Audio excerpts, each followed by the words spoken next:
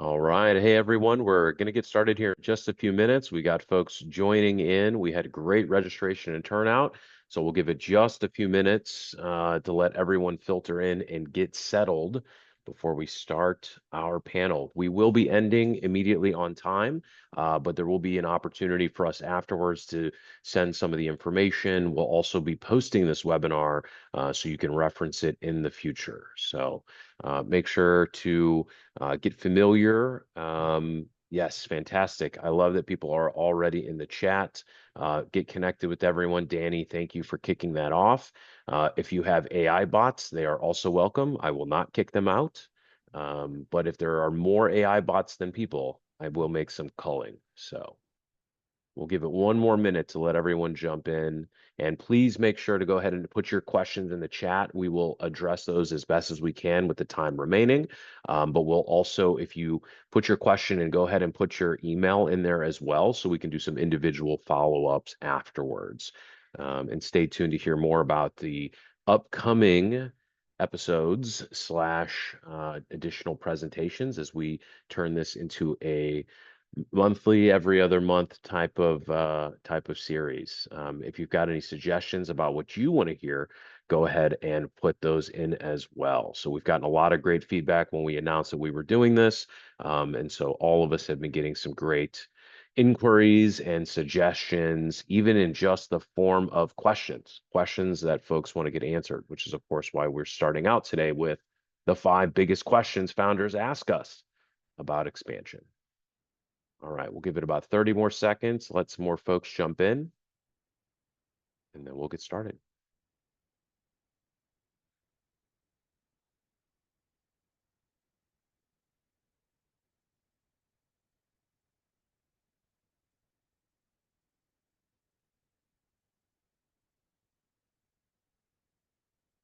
If you're just joining us, the sound is working, probably.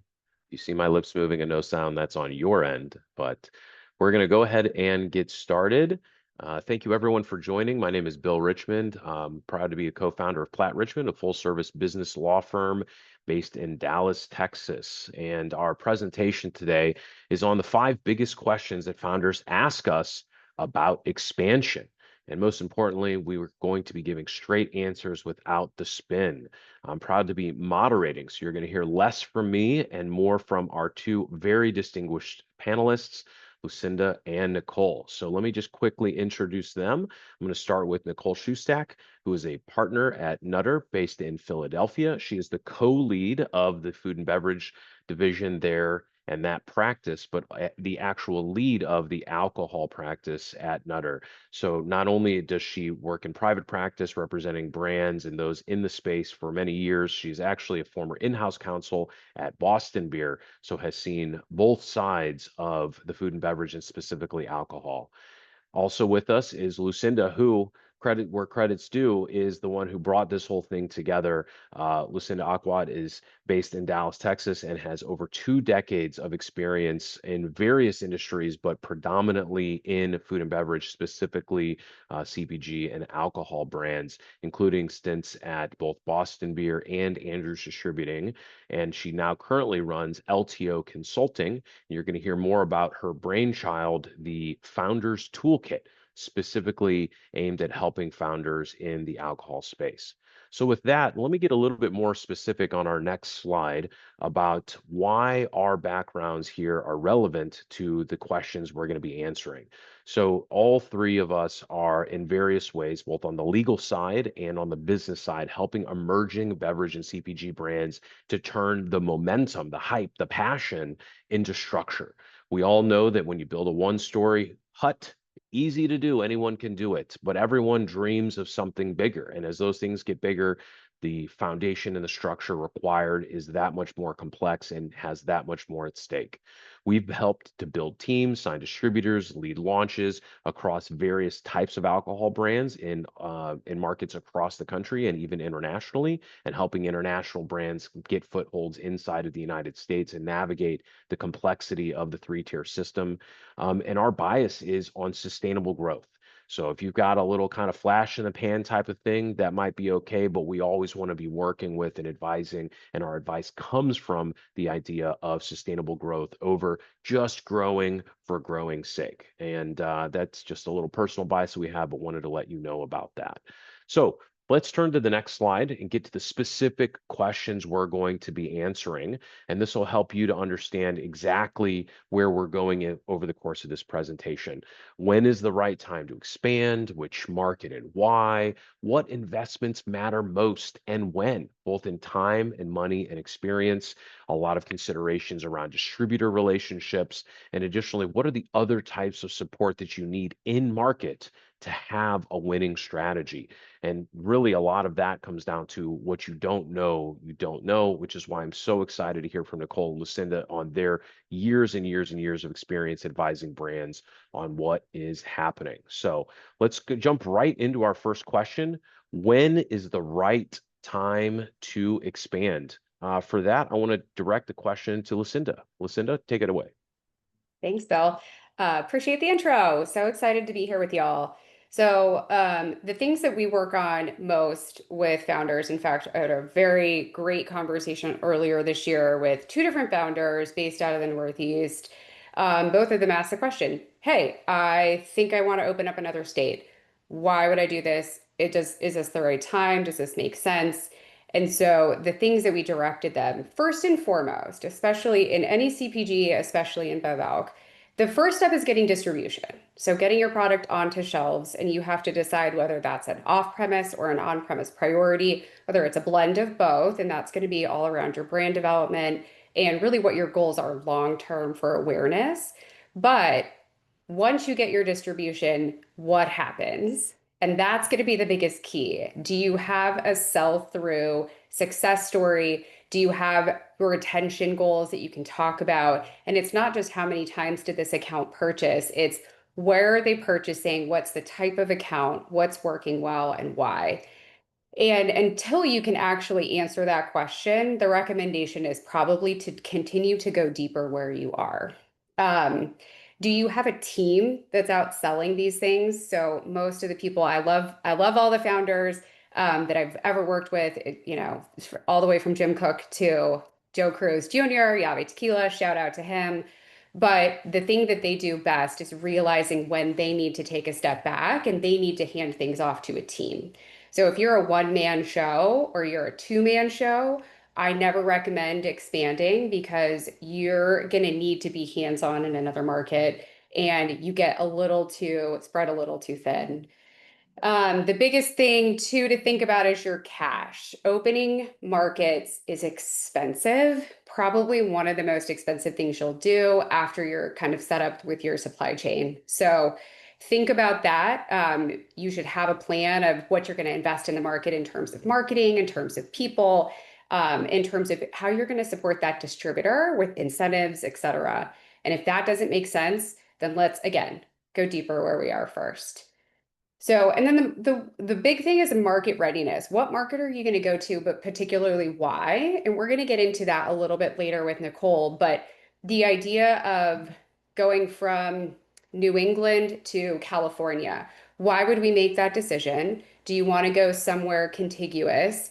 But those are just a lot of different things that you're going to want to think about before you go. I cannot stress enough the first bullet point. I just cannot. If you do not have repeat sales in your home market, let's focus on getting those first.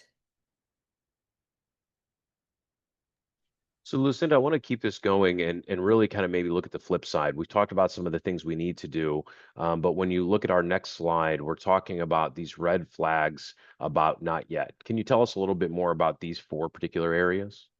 Yeah, and I talked about some of these already, but the velocity is the thing that I think trips a lot of people up. If you're brand new, especially into three tier, it's confusing because you have a lot of extra partners. The distributor partners are amazing. They're the reason you would be able to exist in a market if you don't have the capital to invest in logistics or you don't want to merchandise and deliver on your own. Incredible partners. However, there's a complexity there that you want to partner with them to make sure you have the right selling story. Why should they believe in your plan? Why should the retailers believe in your plan? And believing in your plan comes from how are you helping them, how are you helping them grow their share, gross profit, sales, whatever their goals are, you want to be able to say to them, I'm here to help you. And you're not going to be able to help them unless you have a brand that's able to pull itself off the shelf. What you can't do is walk into a market, put your package on a shelf or on a back bar, and then expect the account to do all the work for you. You obviously want the account to do a ton of work for you. You want to get bartenders that are going to sell your brand for you. And you want to get, Whole Foods beer managers that are recommending your six pack above others. But it's not, you can't rely on that as 100% of the plan. So until you can figure out what are all the components that go into your really great velocity plan and how do those impact the stakeholders in the three-tier system, I recommend not going anywhere and getting it really right in your home market. The selling team is so important. It is so, so, so important. I cannot say it enough how important the selling team is. You want great butts in your seats first. And you need help. You can't sell a brand as one human across the country, sometimes even across the state. I'm based in Dallas, and the state of Texas is massive, and having one person is a strain. So you really want to focus on how am I able to invest in people who can help me go out and do that. There's a lot of creative ways to do that. There's great people you can hire. There's fractional sales you can hire. There's different things you can lean into with your distributor partners, with your retailer partners. There's a lot of programming you can pull. So that kind of dovetails into the programming that's your pull plan. What are you going to focus on and invest with your brands in terms of visibility in the market? If you're a new brand and you're not a Tito's or a high noon, why are people going to walk into an account and purchase you? There's a lot of different ways you can accomplish that. That's by way of top line marketing. That's by way of tactical marketing, trade marketing, which is where you're meeting the consumer where they are with different pieces of point of sale, with different sales, different features, getting on the menu. All of those things are what you need to build your pull plan. But again, I can't stress enough, your distributors, your retailers, your accounts, they're not going to be the ones to help sell your product unless they're motivated to do so. So you want to wrap all of that up into what I call a pull plan. Fantastic. So with our next question, I'm going to direct this to Nicole. So let's say that you're a founder who's already kind of hit that really high part, repeat sales in your home market. And that leads us right into, okay, now you're looking abroad. You're saying, where am I going to go next? What are the decision factors that go into which market and why? Oh, I think we got you on mute there. Thanks, Bill. Perfect. And thanks for the introduction. It's wonderful to be here. When we look at this question, right, you determine, okay, it's time to take my brand, right, out of my local market, my hometown, right, and expand strategically somewhere, right? That somewhere, right, is a loaded question, right? Because obviously, all of the factors that Lucinda just kind of spelled out need to be applied to a new market, right? And the nuances within that market. And the realization that, what works in one market is not always easily, replicated to a different market, right? There's different considerations. And doing that homework is so important. I have heard, countless conferences and countless buyers in this space say that it is imperative, right, that you ensure the success of your brand when you expand, because you get one shot, right? And so, it's much more difficult to enter into a market, withdraw, right, because of lots of complications, and re-enter at some point down the future, right? So it's daunting, but you kind of have to get this right and get it right off the bat. So the first thing we want to look at, right, is category fit, right? What does the category look like in that market? Is it growing? Is it oversaturated? Is it, what's the vibe? I read an interesting article recently about how, Philadelphia, where I sit, is going through a second cocktail renaissance, right? And there's all of these, which is probably honestly a rarity right now across the country, but just highlights how there's these little pockets of, for whatever social factors are going on, right, that create different environments for cities. A city doesn't always equal, another urban area like that. And so, understanding where the category is within a market is super important, and how, your product and how you can differentiate your product, right, in a pretty crowded space, what that impact looks like on a market per market basis. The second is channel mix. Now, this is something we pay really close attention for alcohol, right? And mostly because from the regulatory perspective, channels are a big deal, because you can be hamstrung, right, depending on how your product is categorized in the state. Best example there is, for hard seltzers, for example, or RTDs that are spirits based. How those are distributed in states looks different, right? And can really impact your penetration within a market. For example, again, I said in Pennsylvania, just using that, everything flows through the PLCB, right? Even RTDs, low RTDs. That's recently changed. But launching an RTD in Pennsylvania was much more difficult, because they were sold at wine and spirits, and you had to sell it into the PLCB, right? And up until recently, that was the only way that you could get RTDs, in Pennsylvania. That's really limiting for a lot of brands, and understanding kind of the regulatory environment is important. Obviously, retailer match, again, this goes to really a market per market kind of analysis to understand, what retailers, is it a big chain market, right? And how you're going to get in chain. There's mandates, right? And you kind of have to, and this ties into the next point, you really have to look at the market and ensure that you have the coverage to enter into a market really well, especially from a cost perspective. As Lucinda said, super, super expensive to expand, and you want to expand correctly. So when you enter into a market, especially if it's in a huge, chain market, for example, understanding what a mandate would be lovely, right? But understanding what the costs are associated to ensure that that service level is excellent, because again, you get one shot at it, has to be, factored into this analysis of where you're expanding. And obviously story, and that goes kind of back to understanding the nuances in a market. I mean, doing your due diligence and your analysis is just imperative at this at this juncture. And one of the recommendations I often take is, if you're getting some resistance from your distributors are on the ground. They understand the market. They understand the market arguably better than anyone, right? And so having a conversation with your distributors, if you're getting some resistance or there's red flags that they're raising, listen to them.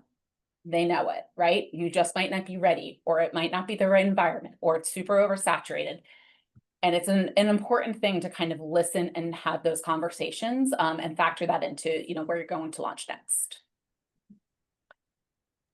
So let's turn it right over and continue. Obviously, we were going to have a lawyer talk about state-specific reality check, but I do want to make sure to just highlight that really having one expertise on the legal versus the business side is really the price of admission. But the reason why Nicole and Lucinda are so uniquely situated is because Lucinda comes at this from the business side, but her years of experience and her dedication to understanding the business side means she knows where the legal questions are. Nicole on the same side isn't just a lawyer that's saying yes or no, but really understands the business, not just because she was in-house, but because there's that extra layer of, if you really understand the business, then you can have really good counsel on how to do that. So that's one of the through lines for all three of us, is that balance of legal and business. But Nicole, when we talk about the state specifics, give us some reality on it. Yep.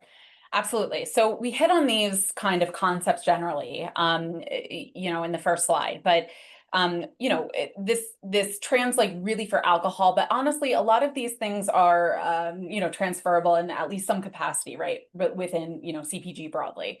Obviously, control in open states, that's an alcohol concept, and whether you need to appoint, for example, a broker as opposed to a distributor in a state because it's an open and close. Also understanding, going back and understanding your category and how your product is actually regulated in a state should be your first your first kind of task, because it outlines all of these other things.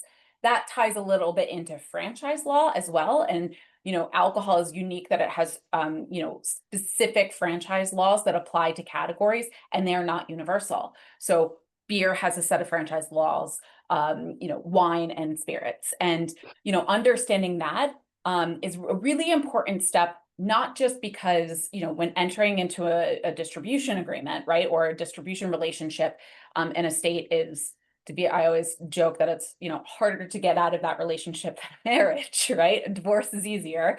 It's a really important consideration because once you make that definitive decision to go into a market at the size your brand is now, you may not be able or have the option to change at any time during the kind of lifespan of your product.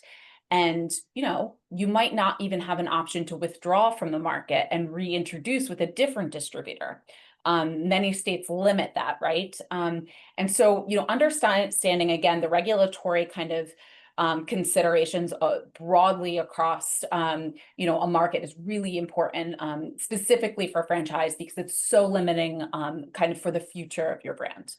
DTC ability as well. Certain products afford, DTC more than others, right? So obviously CPG can benefit generally. It's direct to consumer shipping is much more limited in the alcohol space. Although wine-based products generally have a lot more freedom. You can ship to 49 states directly to consumer via for wine, as opposed to only a handful for beer. But that's important is, we've noticed a trend over the last few years of brands really emerging first as a DTC brand, right? And understanding, and I think we're, seeing that in a certain, I'm sure Lucinda can speak to this in the hemp space. And, brands that are getting traction from a DTC perspective, there's little pockets, right, throughout the United States, where, they're seeing real traction and repeat customers and, velocity and kind of, all the signs. And I often recommend to founders that you actually use DTC as a litmus test, right? Open up DTC and see naturally, right, where consumers are buying your product and repeatedly buying your product, right, where you're getting traction, because it's actually really surprising. I was speaking with a brand the other day, right, who's a New York-based brand, and they said, we opened up DTC to see like how it was going, and Raleigh, North Carolina, of all places, right, it wasn't even on our radar, was a stronghold. And, we had a ton of, repeat consumers, and that's how we decided where we were going to go. Our natural expansion was from New York City, right, to Raleigh, North Carolina. It was really surprising, right? And not something that they even considered. And then obviously channel quirks, right? Chains, independence, kind of a little bit more akin to what we were speaking about in the last slide in terms of, if it's a chain heavy market, right? Like how does that actually practically work when you're not a national brand and there's mandates involved? So with that in mind, I want to turn us to our third question. You've got some insights already, and Lucinda, take us through these four different areas about the investments, because I know that folks were listening to the first two questions and thinking, okay, I maybe have an idea, maybe there's some places that are mistaken, unexpected areas that need investment. What are you seeing as the ones that are top of the list? Yeah, so thank you. Bringing it all the way back to what we were talking about as being one of the most important considerations is what's your cash flow? And if anybody, you, a friend, a cousin, someone does not have a cash flow forecast or a P&L forecast, please make one. It's so imperative, tracking not just the key items that I would recommend that you invest in, but also what's your ROI on spending those things. That ties into much bigger decisions down the road, but it's really key. So first and foremost, and I've said this a couple times already, but the people are the most important thing that you're going to invest in. And first and foremost, making your distributor connection really key. I'm going to really dig into this in a little bit, but the distributor is your number one customer. You want them to be a partner. They should be a partner. They're wonderful partners. but you have to invest in time and energy and effort with them first and foremost. So I think a lot of people, the knee jerk when you're trying to build a brand is, oh, I just need to go out and get a ton of samplings done, or oh, I just need somebody to go out and sell distribution or sell displays or what have you. And in some key learnings, really what you need to do, my recommendation first and foremost is invest in a really great distributor manager. And those are called anything from like a region manager, a district, you name whatever you want to call the role. But you want somebody who has a capability of B2B enterprise level sales. And they need to be able to walk into the distributor and understand everything there is to know about a distributor. You want to understand what their goals are, how do you plug into them, how do you rate inside their portfolio? Why are they prioritizing brands? Because if you have somebody who has that level of capability, they're going to be able to figure out how to navigate internally. And I use the term outpunt their coverage quite a bit. So, if you're one person in a market, you can arguably make 30 to 40, maybe 50 account calls a week. But if you understand your distributor and where you've plugged in with them, you've got great focus and incentive, and you've also been in the car riding with their key people, they have the capability to call in hundreds of accounts a day.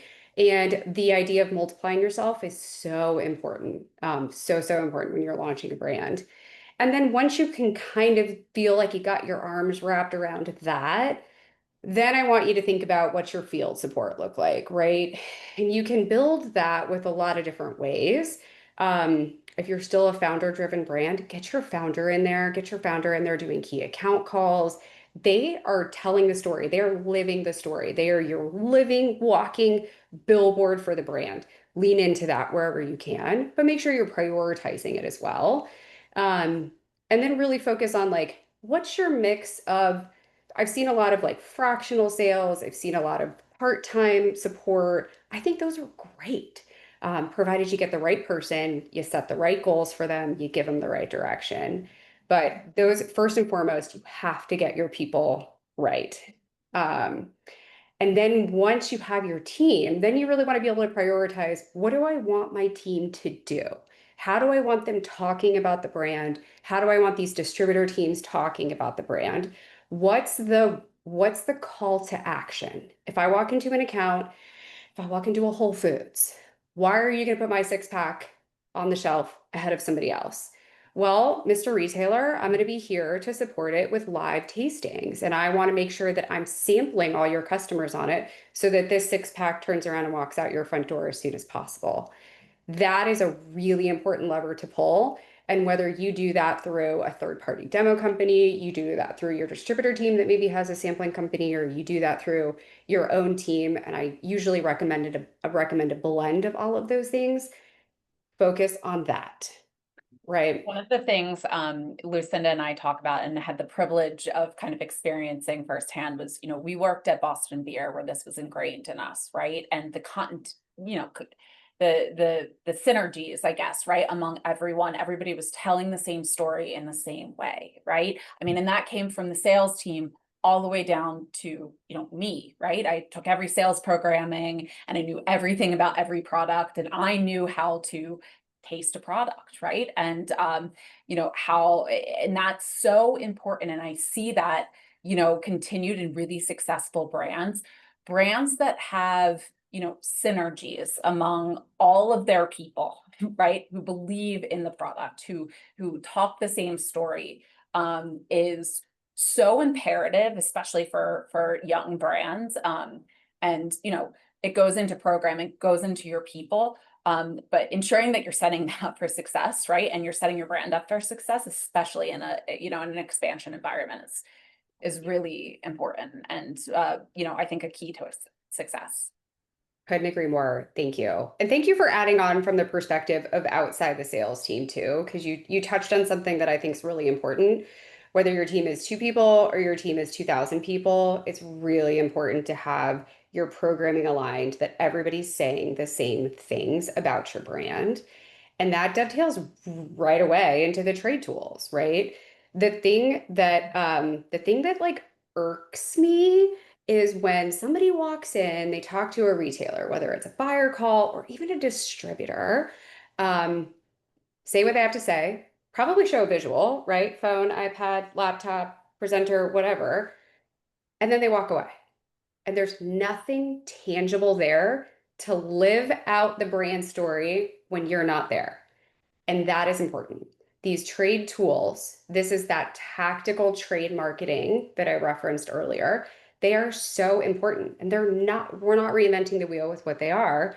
They are things like leave behind a one pager, leave behind a 4x6 cocktail card with your recipe on it. If you have pricing letters, I mean, you tell me what you think is the most important. Display pictures, have something tangible. Dare I say it, a sample actually to leave behind with you. I cannot tell you how many accounts and different places I've been into where I've walked back in and they've been like, oh yeah, so and so, the bartender said they tried this or they gave me this or whatever. And we've closed the sale as a result of it. So even in our modern day, like we don't walk around with a ton of paper, stuff gets thrown away quickly. You still want to meet the buyers where they are first and foremost, and then you want to meet the consumers where they are as well. And you want the consumers to understand your brand. And sometimes that's with a simple shelf talker. Sometimes that's with a QR code, a well-placed QR code on your package to learn about a little bit more about your brand and about your category. So, and then this is the least sexy part of the like investment place that you want to go, but you have to have a way to track your movement. And it's all about the data, right? So as we dig deeper and we peel back layers of what I think makes a great salesperson, really a great sales leader in this category, in this industry really, is the people that can separate themselves from relationship selling to data-based selling. And if you can do both, you've got the magic, you're set. Like, great, so happy for you.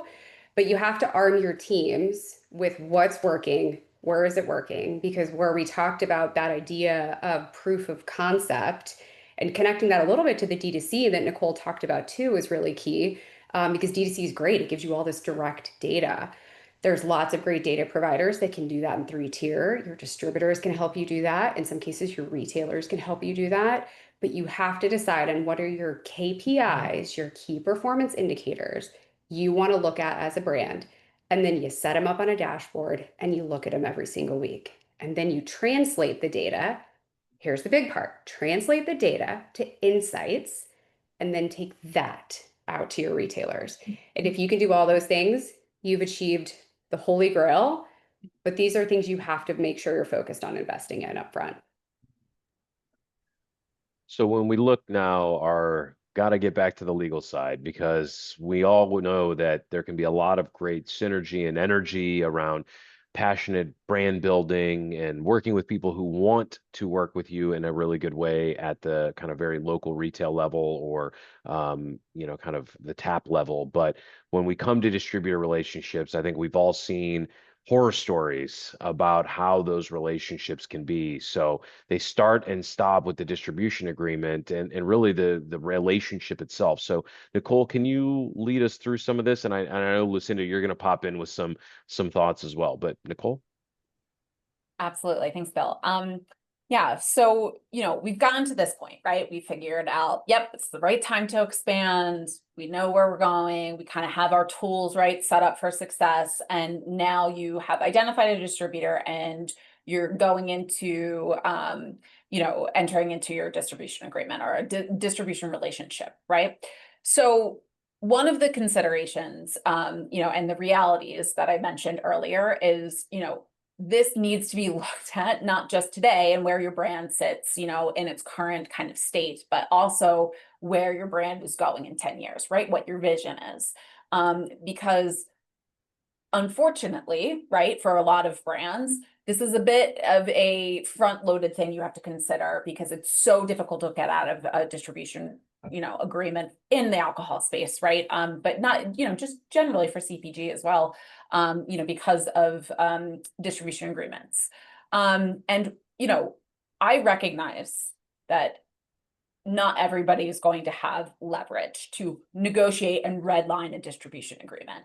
And that's a pretty good concept. But there are a few things within a distribution agreement that you have to pay attention to. because and really, and I think, you know, Lucinda can speak to this much more closely, you know, setting your relationship up on the right foot, right? And in the best way, and being very upfront and transparent is really imperative, right? And understanding what the expectations are out of the gate, right? And what your expectations are, but more importantly, what your distributor's expectations are, right? Because if you don't start out with alignment, you're setting yourself up for failure. And again, to the point, right, with expansion and withdraw from a market if it doesn't work, right? It's really difficult. And most states, you know, protect distribution rights well past withdrawal, right? So this doesn't, you know, end if you have to pull back. So, you know, the first thing you want to look at really closely is territory and term, right? Term can be negotiable depending on the product, depending on the category. You know, look for auto renewals, right? Any auto renewal language. So oftentimes, you know, it looks like there is a term, but it's auto renewed and you can't actually back out without kind of good cause, right? Which makes it essentially evergreen. So be a little bit careful and really read the term and understand those terms. Territory is a big one. And territory is very important because of a concept that we just talked about, which is DTC. Take a very close, you know, pay attention to the exclusivity language within your distribution agreement, or sometimes it's wrapped up in territory.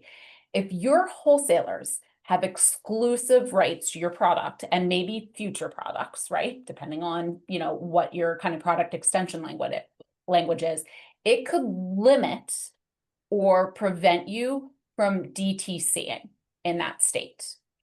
It's something to look out to.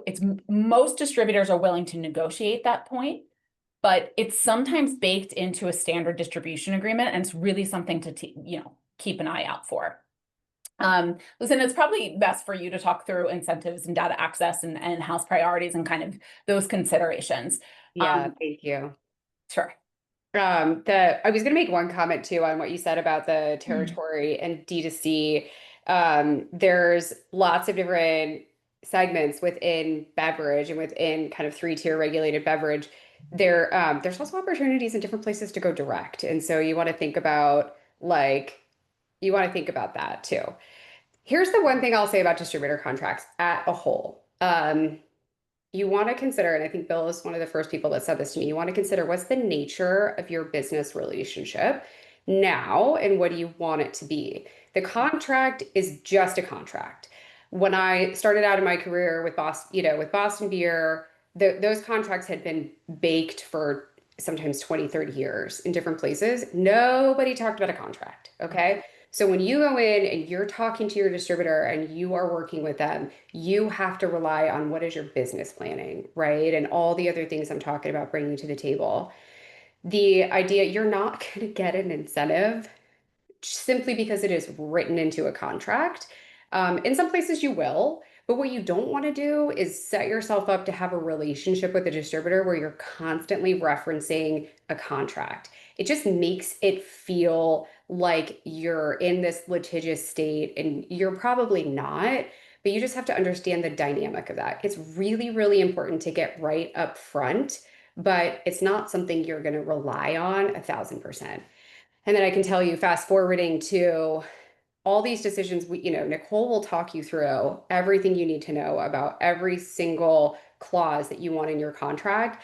But at the end of the day, as the owner of a company, as wherever you are, supplier, whatever, you need to be able to make the decisions for the business side, right? And that's anything from, okay, am I going to strong arm them to put this piece of language in now because I feel really strongly and I need it, knowing that maybe that sets you off on like a little, not as clean of a foot as you really want to get started with, versus are you okay with a little vaguer language, knowing you want to really work and establish the relationship and build the trust and you feel very comfortable you can get there. So that's what I would say for sure about the contracts, that they're an important part up front, but you definitely don't want to rely on them.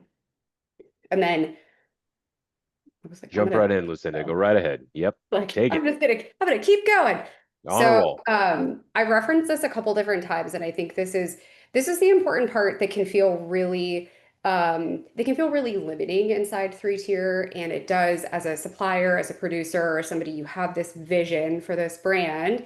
It can feel very bizarre to hand off distribution rights to somebody else. Those relationships sometimes work out. More often than not, they do. A lot of times they don't. I will reference you back to the contract, making smart decisions up front.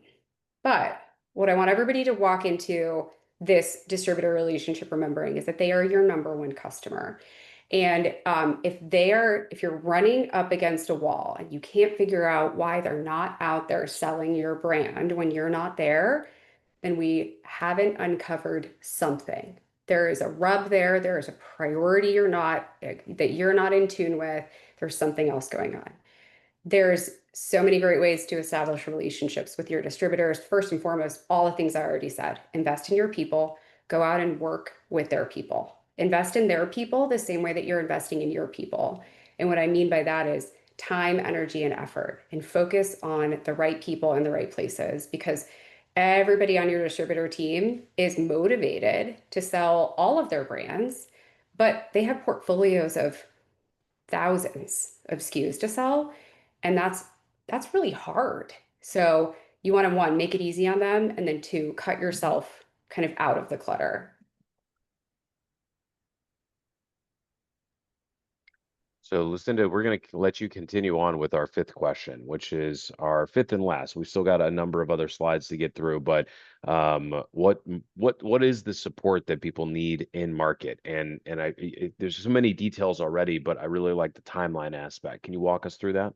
Yeah, so planning a brand launch is a lot like planning a project calendar. You need to think about what's your launch target date and then work yourself all the way backwards, right? At least you're probably 4 to 6 months backwards when you really start working about distributors, et cetera. Once you've got your distributor partner, you feel great about that. You've got your city targeted, Raleigh, North Carolina being a great example. Okay, let's talk about chains, right? This is where it comes into all the classes of trade. Where am I targeting first, and what's my plan?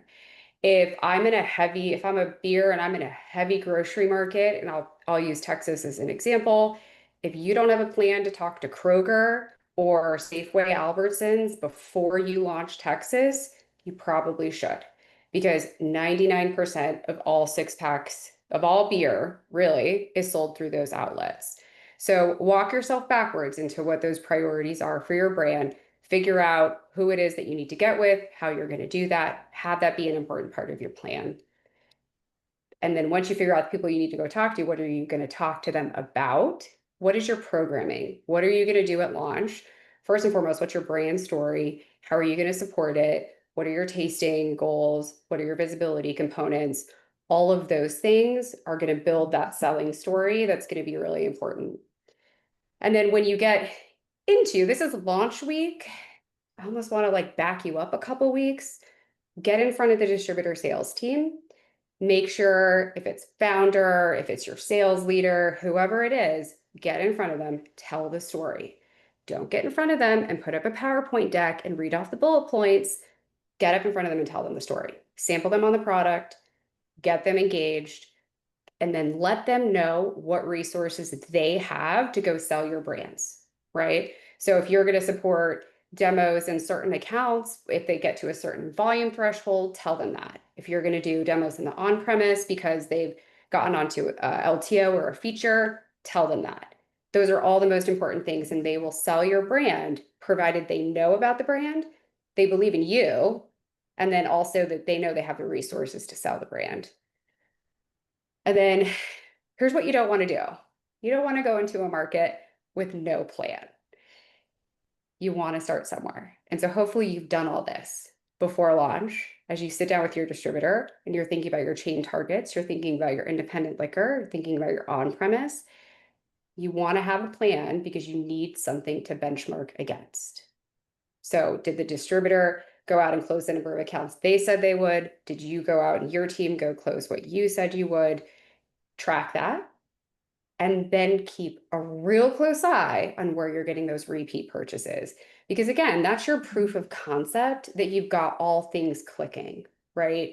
Not just a great brand, a great product, great positioning, but you've also got the marketing, you've gotten tastings going, you've got people out there looking for your brand, you've got pre-sold customers walking into those accounts. And then this is where I think a lot of people start to like waver a little bit, but on an ongoing basis, you need to get in front of your distributor. And you either, whether you call it a quarterly business review, you sit down with them for a monthly planning and review meeting, whatever the right cadence is, you need to make sure you're doing that. And that's not to go in and tell them what they've done wrong or what you really want to go in and celebrate successes. Going down a distributor meeting is an entirely different rabbit hole that I could talk for far too long about. But you want to get this rhythm going so that there's expectations around, I want to check in with you this number of times a month, a year, a quarter, whatever. We're going to do additional training with your team. We want to get back in front of them and we want to make sure in 6 months we're celebrating successes, we're announcing incentive winners, all of those things. Plan ahead because once you start out in the market, this stuff runs away really quickly. Keep us going. I have some opinions on distributors, but I've been lucky enough to work in all 3 tiers of the 3-tier business, and I've seen it work really well with distributor partners, and I've seen it not work really well. And so the one thing that people don't think about a lot when you think about your distributors, they are wonderful partners because you would not be, I'm speaking to a small founder, to a mid-sized founder, even to a founder the size of like a Boston Beer Company, for instance, potentially even a Constellation. You would not be on the shelf. You would not be in those accounts if it were not for your distributor partner. They are running the day-to-day logistics. That's everything from your trucks to your merchandising to how'd you get on the shelf? Is your package facing the right way? Do you have a price tag up on the shelf? All of those things that are really hard work, but that suppliers don't really do or don't really, it's not that you don't want to do it. The distributors are good at it. You want to lean into that. They're 1000% going to hold you accountable to compliance. You want the Nicoles and the Bills of the world because they're going to help you on your side, but your distributors are really great to lean into. They know your local legislations. They know whether it's the TABC or the PLD something that Nicole said was Pennsylvania. Whatever your local regulatory body is, they know them. They know who's in the office. They know who to call if they have a question. And they have a license on the line too. So they have investment into making sure you stay compliant. And that could be as simple as like, you can't hand out like a full bottle of, like whatever you're sampling. You can't hand that out at every demo, right? You have to keep it under a certain number of ounces. So they will help educate you and help educate your team. And I guarantee you, whatever chain is most important in your market, going back to the Kroger example, every distributor in Texas knows exactly who sits in Kroger, both in Cincinnati and the local office here in DFW. They have relationships. Partner with your distributor to be able to break into those chains. And they're not going to do all the things that I just implored you for the last like hour to do. They're not going to do those. They're not going to build a story. They're not going to create marketing for you. They're not going to run your programming. And the really, really good ones will help you build your brand, but it is your responsibility as a supplier and a founder to be able to build those things. And that may feel different than it did. I've been in the business a little over 20 years, but that maybe even feels different than it did 20 years ago. The reality is there's so much new noise in bev-alc that our distributors are dealing with, whether that's beer distributors selling spirits or spirits distributors selling non-alcohol. There's so many new complexities that they have to do all this other stuff first. They have to get the logistics right first. And that's a lot. So that's why I implore you to think about these resources as you're going into a market, because getting a distributor and checking the box on a partner is like step 0. And the rest of the steps really rely on you. So one thing I think is important when we look at the expansion planning as an overall, Nicole, if you could take us through highlight and then also that next slide about what is the cost of getting it wrong. Yeah, that's great. So, we're kind of trying to pull this all together, right, into like a simple something that is not simple, right? And I recognize like everything that, you know, we've reviewed today is pretty daunting when you try and put it all together, right?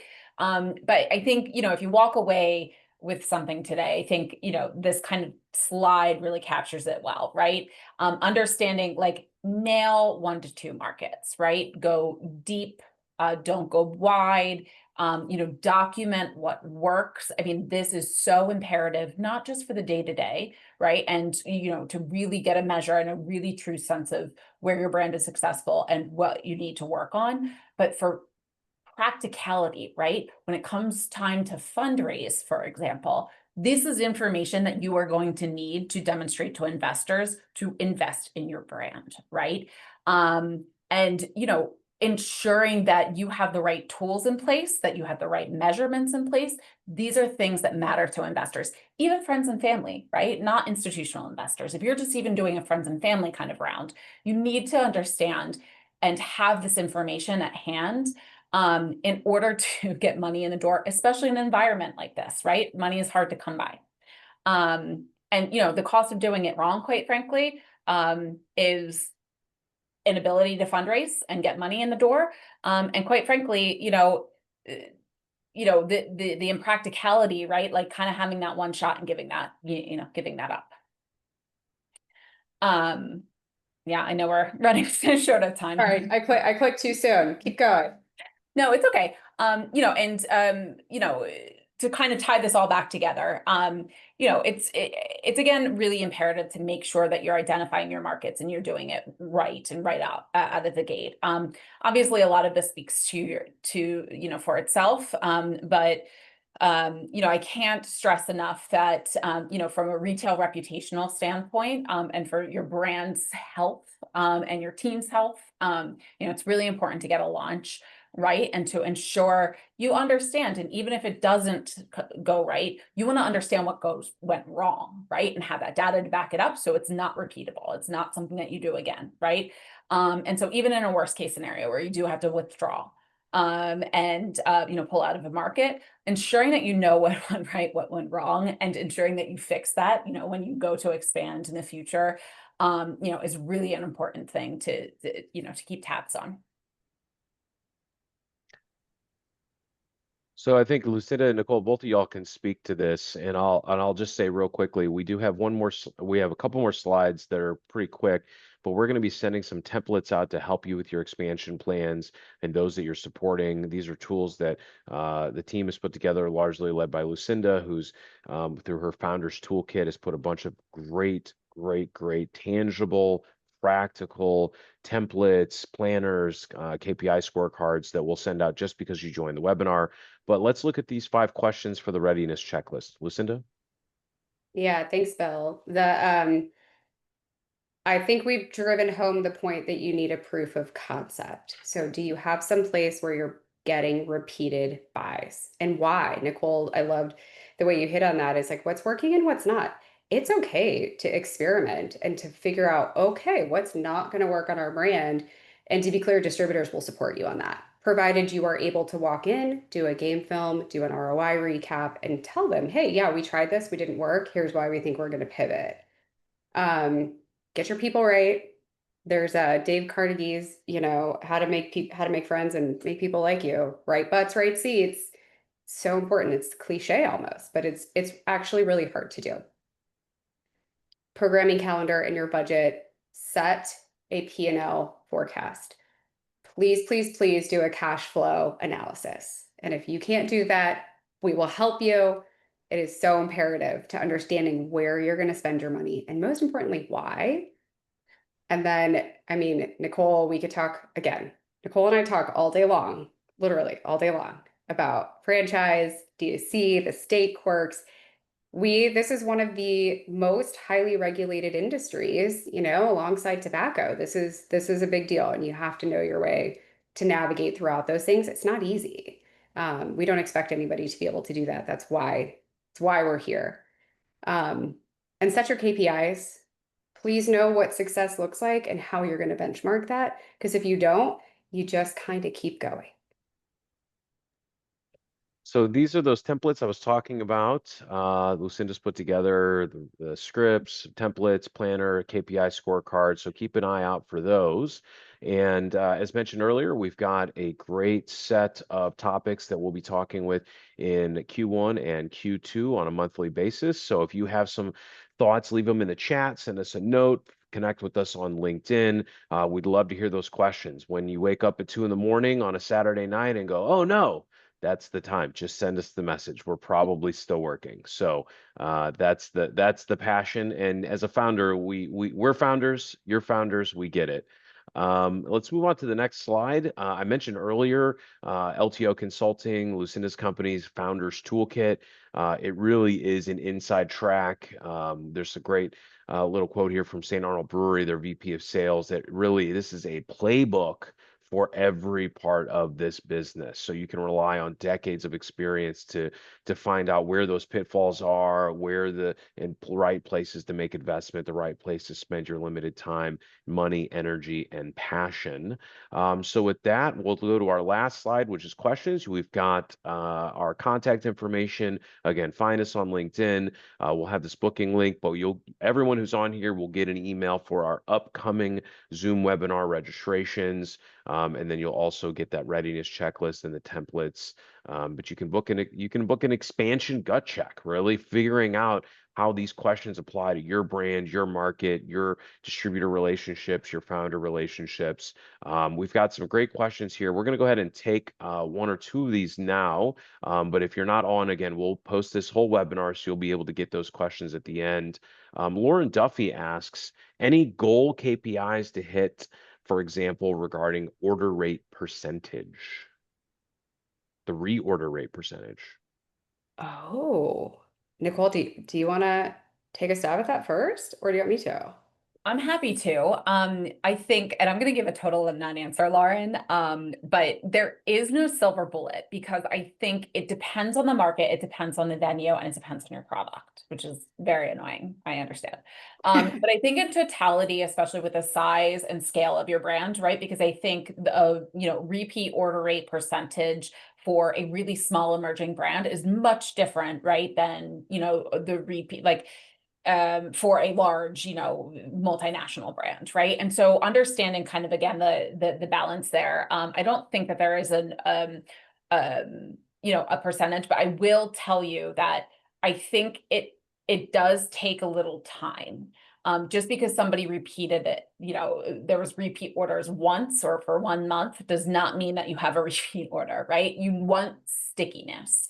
You want people to be coming in. And again, this ties back to, having a brand story, and you want people to be talking about your brands. You want people to be looking for your brands. You want people to be asking for your brands, right? Ideally, right? And it's almost taking that approach rather than just a number on a spreadsheet, because I think that gives you a very limited amount of information. It's important, but it has to be kind of, why are people repeating, right? And is that able to be repeated, right? And can you actually kind of latch onto that?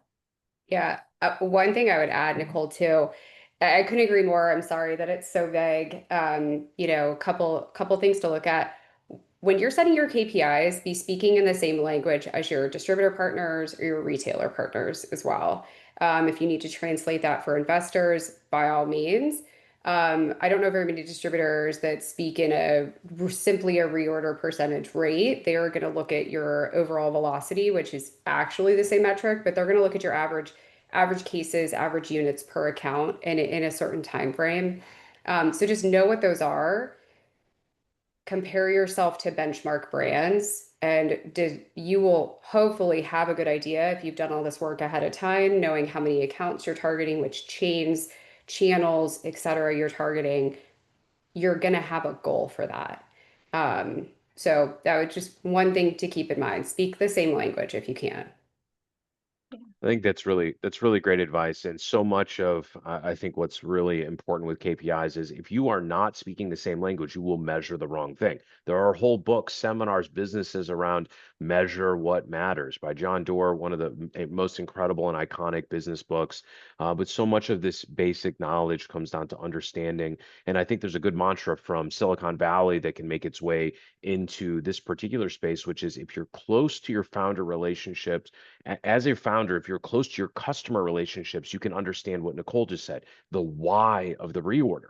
Because if you're just guessing, probably you're not going to guess correctly, and you're going to start making decisions based on assumptions, and maybe one is okay, but when you start getting to 10, 15, 20 assumptions, that's when the house of cards will fall. So with that, we're going to go ahead and wrap up. We'll reach out about some of these other questions. Hattie has gone ahead and put our LinkedIn's in there. Go ahead and connect. Make sure you'll see our next webinars as the links come in. If you found this helpful, please make sure to share, go back, leave a comment on the posts about the webinar, let people know that this was great. That helps us to get more of this out there. We want to see great brands and great founders succeed.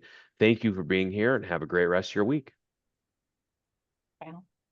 Thanks, guys.